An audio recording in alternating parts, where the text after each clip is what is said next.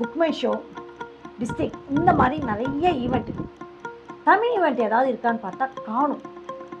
அப்போ தான் ஒரு அறிவிப்பு, தமிழ் பத்திரிகையாளர் புத்தக திருவிழா. அருமையான புத்தகங்கள் தமிழுக்கு எங்கே கிடைக்கும் அப்படின்னா புத்தக திருவிழா வரப்போகிறோம். வெறும் புத்தகங்கள் வாங்குவா புத்தக திருவிழாவும்.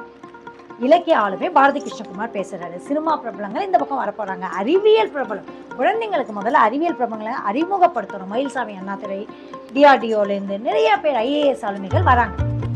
இதை தவிர இசைக்கு வல்லிசை, மெல்லிசை, பறையிசை செம ஆட்டம் போடலாம்.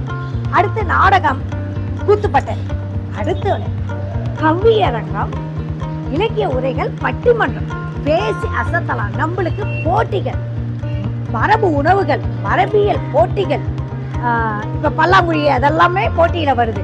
இலக்கிய போட்டிகள், இலக்கிய உரைகள், அதை தவிர்த்து புத்தகங்களுக்கு பரிசுகள். என்னதான் இல்லை அந்த புத்தகத்தில் அத்தனையும் இருக்கு. டிசம்பர் 5லேருந்து 14 வரைக்கும். இலக்கியம்ங்கிறது மனசை செம்மைப்படுத்தும், அறிவுங்கிறது நம்மளை வளர்க்கும். இது இரண்டும் தமிழர்களுக்கு அதிகமாக கிடைக்கணும், பகிரணும்.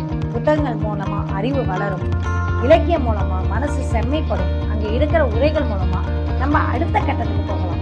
குழந்தைகளுக்கான, பெரியவர்களுக்கான, இளைஞர்களுக்கான, பெண்களுக்கான எல்லாருக்குமா ஒரு ஈவெண்ட் வந்து முக்கியமாக கதைங்கன்னா கர்நாடக தமிழ் பத்திரிகையாளர் சங்கம் முன்னெடுக்கும் தமிழ் புத்தக திருவிழா, Indian Institute of Engineers, Bangalore, December 5லேருந்து 14 வரை. நம்ம அங்கே சந்திப்போமா?